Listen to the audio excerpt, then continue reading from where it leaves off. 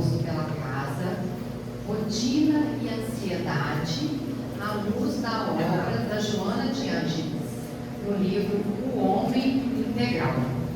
Esse livro da Joana de Ângeles, ele faz parte de uma série psicológica dela, de 11 livros, que foram escritos pela mediunidade de Divaldo nos anos de 89 a 2011. Ele é o segundo livro da coleção psicológica.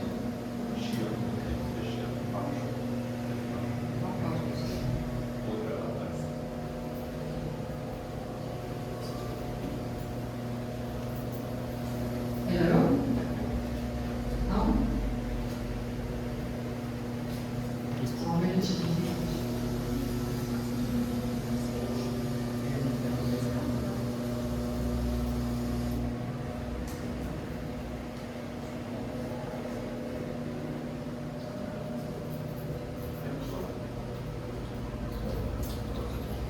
Melhorou? Não, agora desligou. Desligou? Não? Quantos segundos? Agora melhorou, né? Então, esse livro, ele é uma série psicológica muito boa, ele é o segundo, como eu estava dizendo, e Joana de Ângeles escreveu ele para tratar dos fatores de perturbação na nossa mente. São fatores de perturbação psicológica. Então, são 9 capítulos e hoje nós vamos estudar os 2 primeiros, que falam de rotina e ansiedade.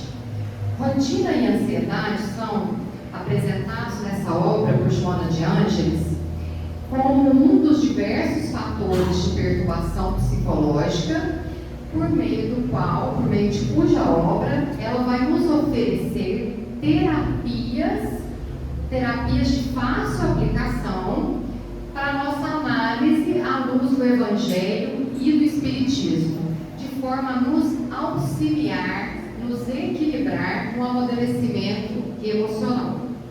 Então, ela vai apresentar para nós rotina e ansiedade como contrapontos. Ela começa a obra dela falando que nós, a humanidade, viemos de época de guerras, de mazelas, de doenças, de transformação, de evolução na área da ciência, e tudo isso nos adoeceu. Nem todos se adaptaram às transformações. Então, nós temos de um lado a rotina, vista sob o ponto de vista do comodismo, da acomodação, e, em outro ponto, ansiedade, vista como uma competição exagerada que o mundo moderno, que a evolução vem trazendo para nós. Então, nós não podemos nem nos acomodarmos tanto na rotina, nem ficarmos tão ansiosos com essa competição que hoje ainda é maior. Quando ela escreveu essa obra, em 1990, nem se falava, na tamanha competição hoje que tem com esses instrumentos de internet, globalização. Hoje as pessoas competem tudo, correto? Então, já era uma obra atual e que no dia de hoje faz muito sentido. A rotina, o que ela é, segundo o dicionário? Ela é um hábito de fazer algo sempre do mesmo modo, mecanicamente, rotineiramente, e ela tem o seu lado bom.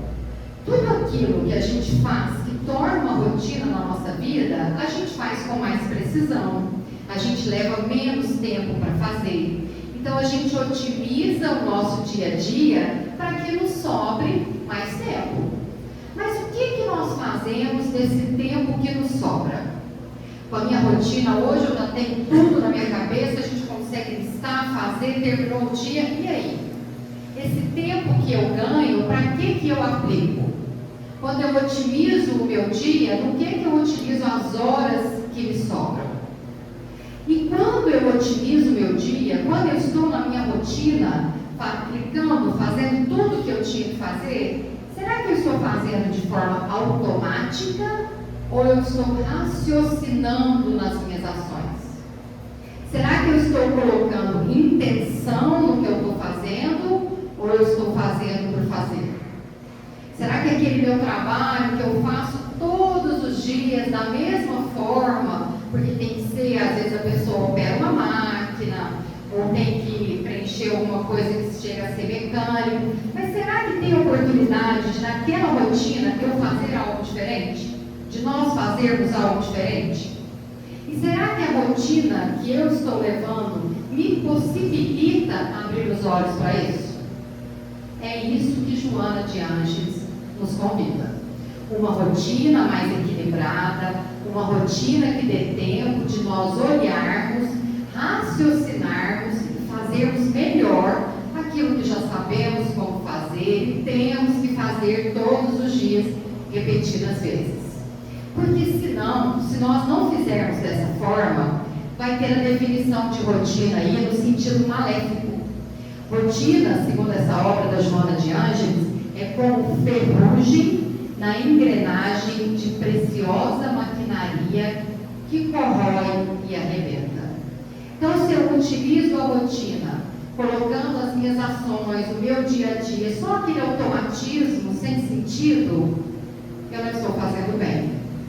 Eu vou passar o dia, eu vou passar a semana da mesma forma que eu passo por anos, anos e anos. E nós, quando reencarnamos aqui, nós temos o nosso planejamento. Tá ruim, gente? O som? Tá bom?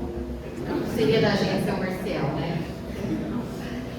Então, nós temos que tentar fazer com a nossa rotina seja proveitosa.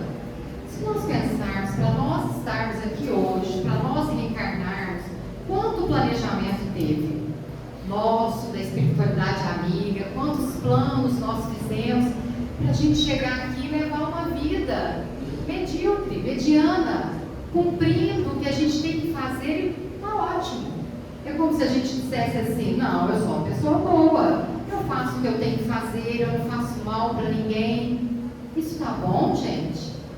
Será que aquele trabalho que eu faço rotineiramente, eu não posso colocar amor nele? Será que aquele atendimento que eu dou todos os dias, dando a mesma informação, repetindo várias vezes, eu não posso pensar sobre a ótica de quem está me ouvindo? Aquele que busca informação está ouvindo só aquela vez. Será que eu não tenho oportunidade de colocar amor na minha fala, de atender de uma forma melhor? Será que na nossa rotina não dá para a gente ser mais humano e não deixar que a ferrugem corroa e destrua essa engrenagem que nós temos? Dizem os amigos espirituais em várias obras que quando a gente desencarna, a coisa que a gente mais se arrepende é do tempo que a gente perdeu aqui. Então, cabe a nós, quando estamos estudando, indagarmos a nós mesmos. E a minha rotina? Será que eu estou fazendo bom uso dela? Será que eu estou perdendo tempo? Se a gente não pensar, os dias passam, a semana passa, o mês passa. A gente às vezes sai de casa, está tão acostumado aí com o trajeto do trabalho, que se tiver que passar em outro lugar, quando vê, já virou errado. Tão acostumado que nós estamos. A gente alimenta daquela forma, nem percebe como que a gente está alimentando. A gente pergunta de manhã como que a pessoa está, ou fala um bom dia, sem nem olhar para o outro. Será que tem formas de nós melhorarmos a nossa rotina? É isso que nós vamos estudar aqui com Joana de Ângeles. Ela vai dizer lá no livro, até de forma bem pesadinha para nós, mas muito verdadeira. Olha o que ela vai dizer. O homem repete a ação de ontem com igual intensidade hoje.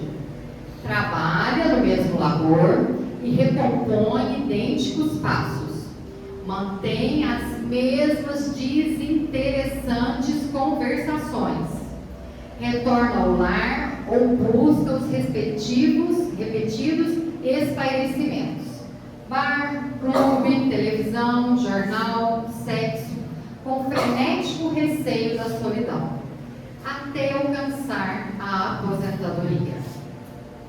Nesse interim, entre a aposentadoria e essa busca, até alcançar a aposentadoria, nesse interim, realiza férias programadas, visita lugares que o desagradam, reúne-se com outros grupos igualmente tediosos, e quando chega ao denominado tempo de gozo, repouso, deixa-se arrastar pela inutilidade agradável, vitimado por problemas cardíacos que resultam das pressões largamente sustentadas ou por neuroses que a monotonia engendra. O que ela disse aí pra gente, com essas palavras aí mais bonitas? O que está querendo dizer? Que a gente passa a nossa semana seguindo os protocolos da matéria. Não, a minha semana eu tenho que cumprir, tenho que trabalhar. Ah, hoje é sexta, sextou. Quando chega sexta-feira, o que a gente tem que fazer? Tem que sair, tem que ir para um barzinho, tem que beber, tem que conversar. É com as pessoas que eu quero conversar? Nem sempre, mas a gente tem que estar lá, não tem? Tem que fazer aquelas viagens programadas, tem que tirar fotos, tem que sair de férias. Será que a gente está fazendo isso porque a gente quer? Ou porque a gente está acompanhando a rotina geral? A nossa, de todo mundo, porque a gente está cumprindo o que a sociedade atual espera de nós. Será que quando eu sento para conversar com alguém, eu vou contar alguma coisa da minha vida, eu estou contando para contar o que eu fiz, o que eu cumpri, que eu estou dentro das expectativas da sociedade, ou eu estou partilhando um momento com alguém que gosta de mim, que está gostando de ouvir o que eu falo, que está sendo uma conversa produtiva? Será que aquele final de semana que eu não saio, que a gente não vai para um barzinho, que a gente não viajou naquelas férias, será que elas foram boas? Será que férias boas são só aquela que todo mundo viaja e posta na rede social feliz? Será que eu posso ter outras coisas que deixam a minha rotina mais feliz? É isso que a gente tem que se perguntar. Porque às vezes a gente segue a nossa vida desse jeito aí que Joana de Ângeles está falando, com conversas desinteressantes, trabalhando da mesma forma todos os dias, buscando aquelas distrações. Ah, hoje eu vou assistir tal filme, porque é o que a Netflix está indicando. Eu vou em tal lugar, porque é onde todo mundo está indo. E o meu eu? E a gente se preocupar com a gente, com o que eu quero, com o que é melhor para mim, como a minha rotina vai ser feita? Tem pessoas que vão vivendo tão automatizado dessa forma, que chega ao final da vida, além de colecionar as doenças, porque não cuidou do corpo como deveria, não olhou para si, fica o quê? Entediado, com neuroses, teve uma vida extremamente atarefada, cheia de coisas para cumprir, para fazer. Final de semana eu tenho uma festa, eu tenho que trabalhar, eu tenho que fazer isso, eu tenho que viajar, eu tenho que fazer aquilo. Mas o que fez sentido para ela? Em qual momento da nossa vida, da nossa rotina, a gente para olhar para dentro? Onde entra na minha rotina o meu autoconhecimento? Isso que cada um de nós tem que perguntar para nós mesmos. Assim como Joana de Ângeles está nos propondo. Não nos deixar arrastar pela inutilidade, pelas coisas efêmeras, só porque tem que fazer como todo mundo faz. É nos conhecermos, é saber o que faz sentido para a gente. Às vezes o que faz sentido para alguns no final de semana, seja estudar, seja fazer uma caridade. Ah, mas você não vai naquela festa? Não sei. Cada um tem um íntimo de si que pede uma rotina, que pede uma ação, que vai preencher de forma satisfatória aquela pessoa. Mas a gente, na maioria das vezes, a gente deixa se levar. E é isso que traz o quê? Os desequilíbrios emocionais, o que a Joana de Ângeles vem nos advertindo nessa obra. E nós, gente, nós temos, mais do que as outras pessoas, nós temos, enquanto estamos aqui numa casa espírita, a obrigação de progredir. Nesse livro aí, essa frase que eu coloquei, no livro Opinião Espírita, no primeiro capítulo, ele vai falar que nós temos que examinar a nós mesmos. E que o espírita que não progride em 3 anos, ele permanece estacionário. Porque tudo evolui. Hoje mesmo aqui no estudo, a gente estava falando que o espiritismo tem 2 asas. A da ciência e a da moral. A ciência, com certeza, vai progredir, sempre. Se nós lembrarmos aqui, a maioria de nós tem uma faixa etária que vai lembrar, nós começamos a estudar, a ver internet, computador, fazendo aula de Windows, Excel, Word, aquele computador enorme, branco, Hoje nós temos um aparelho pequenininho que faz muito, muito mais do que aquilo. Houve evolução, houve 20, 30 anos. E nós? E nós, nesses 20, 30 anos? Nós evoluímos tanto quanto a ciência evoluiu? Eu estou no mundo mais evoluído.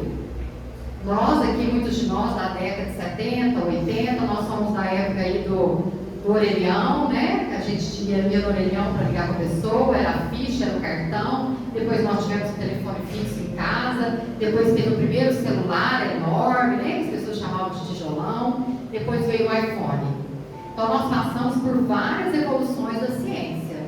Mas essa mesma pessoa dos anos 70, 80, 90, será que ela progrediu da mesma forma na moral? Será que nós estamos cuidando das nossas duas asas para sermos espíritas, para cuidar da nossa evolução íntima? Porque espírita, gente, ele tem que cuidar de se melhorar. O bom espírita é aquele que busca progredir a si mesmo. Que quando nós desencarnarmos, nós não vamos prestar conta das pessoas que estavam ao nosso redor, dos nossos filhos, dos nossos curatelados, até sim, né? Mas a nossa cobrança, a nossa prestação de conta maior é o que fizemos na nossa vida. O que estamos fazendo para nos melhorarmos. E Joana de Ângeles ainda vai dizer que o homem deve renovar incessantemente, alternando para melhor os hábitos e atividades, motivando-se para o aprimoramento íntimo, com consequente movimentação das forças que fomentam o progresso pessoal e comunitário, a benefício da sociedade em geral. Então nós temos que nos melhorar. Não tem outro jeito. Nós estamos aqui para evoluir, e quanto mais apegados nessa rotina, que não faz com que a gente olhe para nós mesmos, que a gente não se autoconheça, que a gente não se melhore, nós vamos gastar mais e mais tempo em inúmeras reencarnações, atrasando sempre mais a nossa evolução. O excesso de tecnologia hoje, ele contribui muito para esse atraso nosso, para essa nossa rotina. Porque às vezes a gente fala que a gente não tem tempo para muitas coisas, né? A gente não tem tempo às vezes para meditar, a gente não tem tempo para uma caridade, a gente não tem tempo para uma visita, a gente não tem tempo às vezes de ver um parente, né? A gente tem falta de uma visita com um parente. Mas e para a internet? E para a rede social? E para o Instagram? Os mais velhos para o Facebook? Isso a gente tira tempo. E o que acrescenta para a gente? Claro, gente, toda tecnologia tem um lado bom e o lado ruim.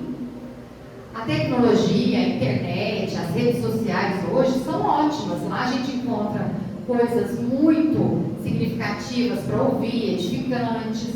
Mas nós temos que aproveitar bem o nosso tempo. Saber como utilizar. E mais do que isso, cuidar da utilização pelos nossos filhos, pelos nossos educandos, por todos aqueles que estão sob o nosso controle e cuidados. Hoje é muito importante isso. Profilaxia e terapêutica. Então, onde a gente encontra subsídios para nos ajudar? Já que é tão difícil a gente livrar dessa rotina mecânica, dessa rotina que nos atrapalha a evolução, onde eu vou buscar ajuda? No Evangelho. Os bons espíritos já nos disseram em algumas obras que o Evangelho é um manancial de profilaxia para a saúde do corpo e do espírito. Então, os desafios propostos por Jesus não estão ultrapassados, gente. Estão mais atuais do que nunca. Cada vez que a gente lê o Evangelho, a gente vê que está mais propício para o nosso dia a dia. Então, é pegando, seguindo os desafios de Jesus, tentando seguir os Evangelhos, tentando fazer como o nosso mestre, irmão maior, fez, que a gente vai conseguir nos melhorarmos. A ruptura da rotina, dando saudável dinâmica para uma vida integral e favor do homem espírito eterno, e não apenas da máquina humana pensante, a caminho do túmulo, da dissolução, do esquecimento. É isso que Joana de Ângeles nos orienta nessa obra. Porque entre o berço e o túmulo nós temos um intervalo de tempo. Cabe a cada um de nós usar da melhor forma o nosso intervalo de tempo. Eu posso viver 80 anos tendo buscado muito pouco e chegando na longevidade sem conhecer a mim mesmo. Como a gente pode viver bem menos, 30, 40, e ter conseguido aí aproximar mais do nosso autoconhecimento, mais de Jesus, da nossa intimidade, da nossa religiosidade. Porque isso, gente, faz bem não só para nós enquanto espíritos, mas atravessa também os benefícios para o nosso corpo humano. No nosso estudo, a gente, até nessa parte, a obra que nós estamos estudando, Mensageiros, toda doença começa no nosso corpo mental. A gente adoece o perispírito e ela se manifesta no nosso corpo físico. Então vamos tentar fazer o contrário, levar saúde para o nosso espírito, fazer uma rotina melhor, mais voltada para as coisas que não sejam só materiais, para que ela possa refletir também no nosso corpo material, no nosso corpo físico. Então, em relação à rotina, é isso que Joana de Ângeles trouxe para nós. Porque se nós ficarmos estacionários, vivendo os dias com monotonia, cumprindo somente aquele planejamento que atende à matéria, nós vamos chegar ao final da vida entediados, adoecidos e arrependidos do tempo que nós vamos ter perdido. E em contraponto a essa rotina, que é esse comodismo ao qual a gente deve sair, que a gente deve vencer, nós temos aí apresentado por Joana de Ângeles a ansiedade. O que é ansiedade? Ansiedade, segundo o dicionário, é um desconforto físico e psíquico. Agonia, aflição, angústia, desejo intenso e impetuoso, impaciência, sofreguidão, avidez, ausência de tranquilidade, medo, receio. Então, o que é estar ansioso?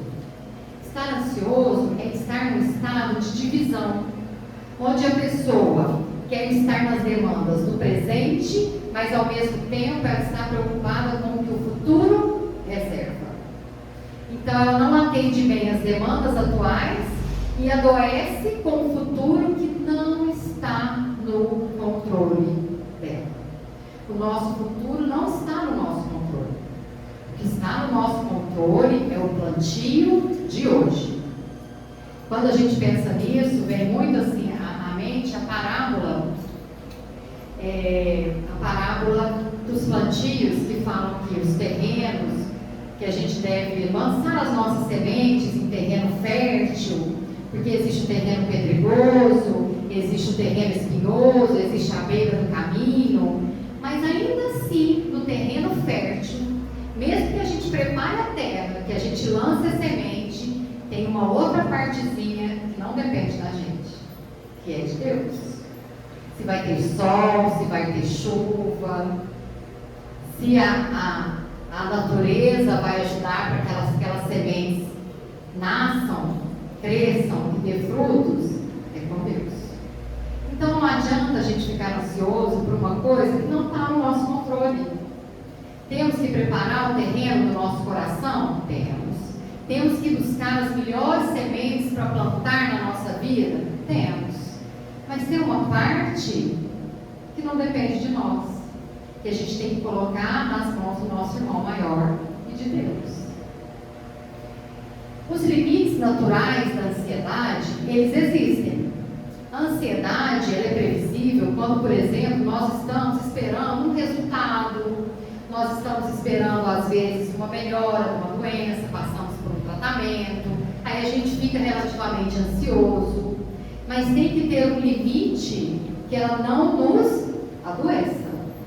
Porque Porque hoje a ansiedade extrapolada, ela gera distúrbios de várias naturezas. Quem de nós hoje já não teve um grau aí, menor ou maior, um probleminha de ansiedade? Muitos, né? Se a gente não tem, a gente conhece, uma taquicardia, uma dificuldade para dormir, uma noite ruim, ou uma dificuldade para fazer alguma coisa, porque não consegue, a ansiedade foi muita. Porque a pessoa ansiosa, a mente dela trabalha tanto, que ela não dá conta. Entra em pânico. A gente não consegue fazer da forma como deveríamos. E aí vem o quê? O adoecimento, porque a gente sobrecarrega a nossa mente e o nosso corpo físico. Quando nós estamos ansiosos, nós ficamos reativos, nós ficamos descontrolados. Isso é bom, gente? A gente toma boas decisões? A gente age bem dessa forma? É saudável para o nosso corpo vivermos assim? Claro que não, né?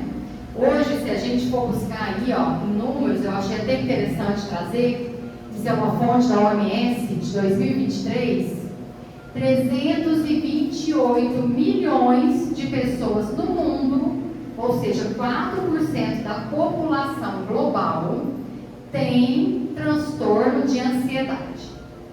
Em vários níveis, né? Vários tipos. Só que 1 em cada 4 pessoas afetadas apenas procuram tratamento. E aqui no Brasil, no nosso país, nós temos quase 27% da população sofrendo de transtornos de ansiedade. É muita coisa, né, gente? É muita coisa. Aí eu acho que quando a gente vai falando, a gente vai lembrando de nós mesmos, né? Porque todos nós temos um grau maior ou menor, ou tomara que não tenhamos, né? Mas a maioria tem. Então nós temos que tentar tratar isso, buscar isso. Por quê? Porque não adianta. Nem tudo, como eu falei, está no nosso alcance. E Jesus já nos dizia isso lá em Mateus, capítulo 6, versículos 26 a 27. Observai as aves do céu. Não semeiam, não colhem, nem ajuntam em celeiros. Contudo, vosso Pai as sustenta. Porventura, não valeis vós muito mais do que as aves? Qual de vós, por mais ansioso que esteja, pode acrescentar um côvado ao curso da sua vida? Então Jesus já previa toda essa nossa ansiedade, todos esses nossos desequilíbrios, tudo isso que nós teríamos, e já nos deu aí acalento. Nada acontece sem que Deus permita.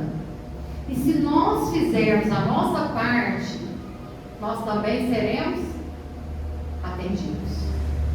O trabalho, gente, encontra a boa ação, e a boa ação encontra a ajuda espiritual. Se nós plantarmos, cultivarmos, nós vamos ter que colher. Claro que quando a gente pensa assim, então as aves não semeiam, não plantam, a gente não tem que fazer nada. Não. Não é sermos imprevidentes. É fazermos a nossa parte e o resto colocar nas mãos do Criador. Lembrando que nós somos criaturas. E existe um Criador que a tudo governa, que tudo rege nesse mundo. Ainda, nos consolando, Mateus ainda, no mesmo capítulo 6. Não vos inquieteis, pois, pelo dia de amanhã, porque o dia de amanhã cuidará de si mesmo. Basta a cada dia o seu mal. Quantas vezes nós nos preocupamos mesmo no sentido da palavra, com coisas que nem chegaram a acontecer? Por que a gente não deixa o dia de amanhã para amanhã? Por que quando a gente não termina o nosso dia, vai dormir, coloca as nossas aflições no colo de Jesus, aos pés de Jesus? Não há, em realidade, segurança enquanto se transita no corpo físico. É Joana de Ângeles dizendo isso para nós nessa obra, No Homem Integral. Nós estamos, gente, num mundo de provas e expiações. Então nós vamos ter uma vida sem problemas? Não. Porque se nós estamos aqui para reparar, para perdoar e E para aprender, nós vamos ter sim inúmeras tribulações. Então, vai haver previsibilidade, segurança? Não. Nós estamos no mundo que transita por incertezas. Existe até um planejamento, uma perspectiva, algo que se espera que nós façamos. Mas quando a gente encarna aqui, o nosso livre-arbítrio nos leva para caminhos diferentes. Então não adianta nós pensarmos que tudo está no nosso controle. Não adianta. Nós temos que pensar que neste mundo aqui vai haver intempéries, todas necessárias ao nosso desenvolvimento, ao momento espiritual que nós encarnados no planeta Terra nos encontramos. Mas ficar ansiosos é deixar de confiar no Criador. É não deixar de fazermos a nossa parte, mas confiarmos também que existe uma providência divina, que nos socorre quando nós temos a boa vontade de fazer a nossa parte e pedir pelo auxílio divino. Não estejais inquietos por coisa alguma, já nos dizia Paulo. Pedro também nos disse na sua carta, primeira carta 5:7, lançai nele toda a vossa preocupação, porque é ele que cuida de vós. Então, se nós temos a certeza de que nós temos um Jesus, que nós temos um Deus que cuida da gente, por que não, ao final do dia, entregar todas as nossas angústias nas mãos deles? Nós que temos alguém aí sob nossos cuidados, a gente fala, pode ficar tranquilo, eu vou te ajudar, eu vou cuidar de você. E a gente esquece que a gente tem um Deus que todos os dias também nos diz isso. Que nós temos Jesus, os amigos espirituais, que todos os dias também velam por nós. Basta a nós que confiemos.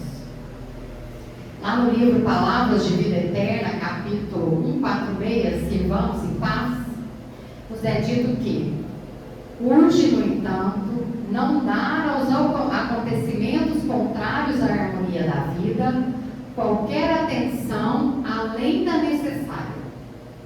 Ou seja, não tornar maior do que o acontecimento realmente é.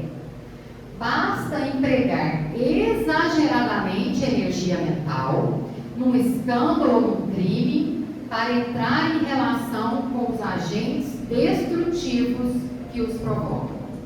Quando a gente tem uma notícia ruim, um escândalo, uma coisa na política, ou um assassinato, qualquer crime que aconteceu, e a gente dá aquilo uma proporção muito maior, a gente já entra em sintonia com aquilo. É tão triste, a gente está no ano eleitoral, né? A gente vê as pessoas falando assim, o Brasil não tem jeito, está cada dia pior, vamos ver até onde a gente vai. A gente pode vibrar dessa forma, gente? E se nós sintonizarmos com isso, entrarmos nisso? Não devemos. Ofereçamos ao repouso restaurativo ou à resistência ao mal mais tempo que o dispensável, e cairemos na preguiça ou na cólera que nos desgasta as forças. Porque se nós cairmos nesse pessimismo, se nós entrarmos nessa onda do mal, ou a gente perde as forças ou desanimamos, se nós formos pensar assim. E o mundo melhor, o mundo de regeneração, a mudança que a gente espera na nossa vida, no nosso país, no nosso planeta, ela começa por onde? Em cada um de nós. Madre Teresa de Calcutá não disse uma vez, quando perguntaram a ela, o que eu posso fazer para melhorar o mundo? Vá para a sua casa e ame os seus irmãos. Então, se nós fizermos a nossa parte, já vamos estar fazendo muito. A tua ansiedade não mudará o curso da natureza.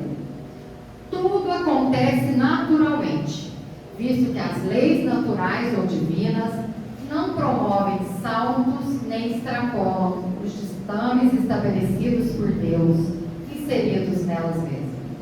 Tudo tem o seu tempo, as estações então aí nos mostram, nada floresce antes da hora. Não existe dia tão ruim que não acabe. Não existe tempestade que depois do dia seguinte não venha o sol. E não existe problema que dure para sempre, nem alegria que dure para sempre também, ainda nesse mundo de provas e expiações que nós estamos. Deus fala contigo pela voz silenciosa do teu coração.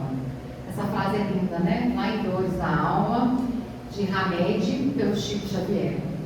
Então, que saibamos ouvir o nosso coração, que saibamos ouvir tudo que Deus tem a nos dizer, para evitarmos cair na rotina ou nos desgastarmos, adoecermos nessa ansiedade que nada edifica. E para que nós possamos finalizar, eu vou ler o poema de Maria Dolores, que é Trabalha, Espera e Confia, que resume tudo isso. Trabalhar com amor, não fazer a nossa rotina tão mecanizada, esperar, porque tudo tem o seu tempo, e sem ansiedade, confiar nos planos de Deus. O poema diz assim: Ah, coração fatigado, na aflição que te vigia, nunca te percas da fé. Trabalha, espera, confia. Por mais que lutes, mais avanças, em triste e espinhosa via, não esmoreças contudo. Trabalha, espere e confia. Cada hora te parece nova dor que se anuncia, não te afundes em revolta. Trabalha, espere e confia. Já não sabes o tamanho da prova que te assedia, mesmo assim prossegue à frente. Trabalha, espere e confia. Encontras a cada passo desprezo e descortesia, desculpa servindo mais. Trabalha, espere e confia. Entre os seres mais amados, padece desarmonia, não faltes a paciência. Trabalha, espere e confia. Sonhaste calma aventura e sofres em demasia. No entanto, aguarda o futuro. Trabalha, espere e confia. Não temas nem desesperes. Toda sombra é fugidia. O sol brilha, a nuvem passa. Trabalha, espere e confia. Para a cura da ansiedade, angústia, melancolia, usa a receita de sempre. Trabalha, espere e confia. Cada manhã, Deus te fala na bênção do novo dia. Se queres felicidade, trabalha, espere e confia. Cada um de nós saiba ouvir isso de Deus e saiba